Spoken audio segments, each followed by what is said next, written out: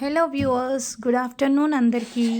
ఈరోజు ఫ్రైడే కదండి. అయితే అమ్మవారిని అలంకరణ చేద్దామని చెప్పేసి ఈరోజు అమ్మవారిని అలంకరణకు సిద్ధం చేస్తున్నాను. అమ్మవారిని ఒక్కొక్క ఫ్రైడే రోజు ఒక్కొక్క రకంగా అలంకరించుకొని అమ్మవారిని చూస్తూ ఎంతో మురిసిపోతూ ఉంటాను. అయితే ఈరోజు అమ్మవారిని నిజంగానే లోటస్ పువ్వులో కూర్చున్నట్టు ఈరోజు తయారు చేస్తున్నాను. అమ్మవారు కమలం పువ్వులో కూర్చుంటుంది కదండి. కమలం పువ్వులో కూర్చున్నట్టు ఈరోజైతే అమ్మవారిని అలంకరిస్తున్నాను.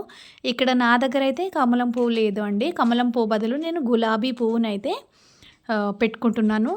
అయితే మధ్యలో ఉన్న రెక్కలన్నీ తీసేసి మధ్యలో కొంచెం గ్యాప్ ఉంచాలి. గ్యాప్ ఉంచిన తర్వాత ఆ మధ్యలో అయితే నేను అక్షింతలు అనేది వేశాను. అక్షింతలు వేసిన తర్వాత కొంచెము ఫ్లవర్ అనేది ఫిల్ అయింది. అమ్మవారికి మల్లెపూలు అంటే ఎంతో ఇష్టం కదా, అందుకే నేను అమ్మవారికి వెనకాల సైడు మల్లెపూలను కూడా పెట్టాను. సో అమ్మవారి వెనకాల మళ్ళీ అమ్మవారి స్వరూపాన్నే నేను అమ్మవారికి వెనకాలగా పెట్టాను. బట్ ఈ అమ్మవారి వెనకాల పెడితే సరిగా ఆగట్లేదు. బట్ ఎలాగో అలాగైతే అమ్మవారిని అయితే పెట్టుకున్నాను. సో మంచిగా సిద్ధం చేయడానికైతే ఇంకా కొన్ని అక్షింతలు అయితే మళ్ళీ ఫిల్ చేసుకున్నాను.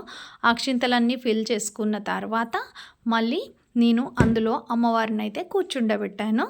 అమ్మవారికి చాలా ఇష్టమైనది అలంకరణ అండి. అమ్మవారు అలంకరణ ప్రియురాలు కదండి.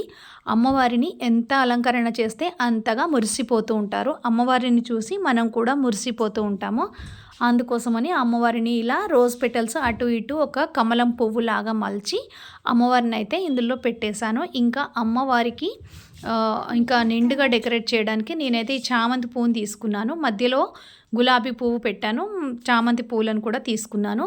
ఇంకా ఎంతో ఇష్టమైనది అమ్మవారికి మారేడు దళం అండి. మారేడు దళాన్ని కూడా వెనకాల వైపు సెట్ చేస్తున్నాను. మారేడు దళం అయితే అస్సలు ఆగట్లేదు. బట్ ఎలాగో అలాగైతే మారేడు దళాన్ని అయితే పెట్టాను. సో ఇదండి ఫైనల్గా అమ్మవారిని అయితే ఇలా డెకరేట్ చేసుకొని అక్షింతలు, పువ్వులు, పసుపు, కుంకుమతో అమ్మవారిని నమస్కారం చేసుకున్నాను. వీడియో నచ్చినట్లయితే లైక్ అండ్ సబ్స్క్రైబ్.